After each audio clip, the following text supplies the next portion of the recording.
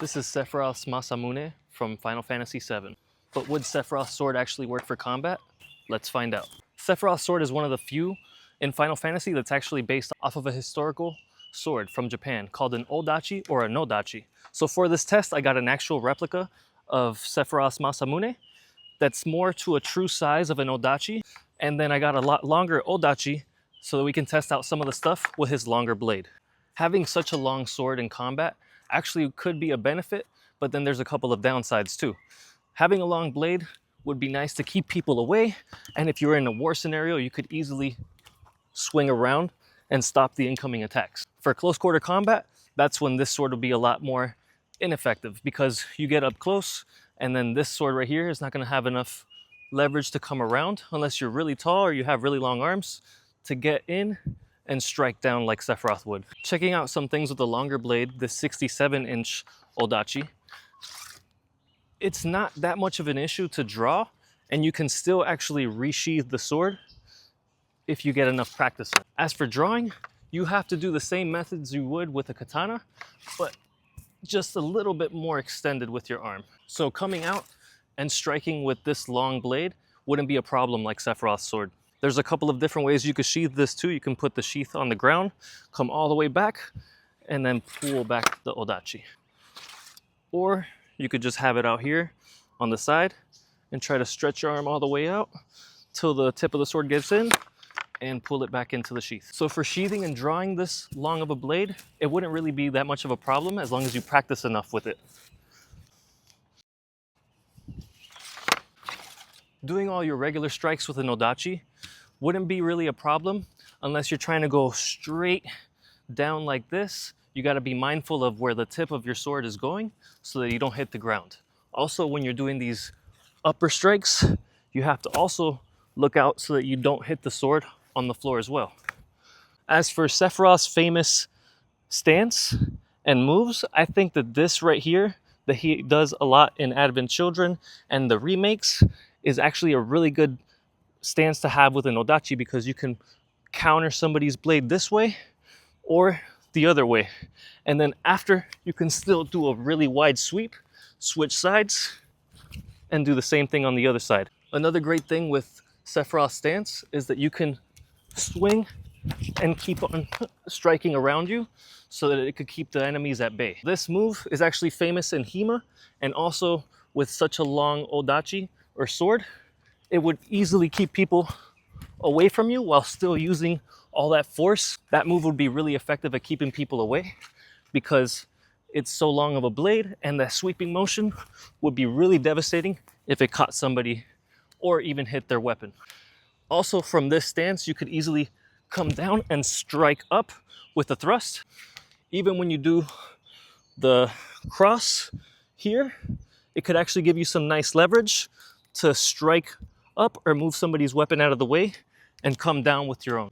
As for all the up close stuff that Sephiroth would do with his sword, I don't know if it would be as effective because you would need a lot more space to get around and actually catch somebody with the blade, or you'd have to get your space and move out of the way so that you can actually catch somebody with the Masamune. So this long of a blade would not be the most ideal for close quarter combat.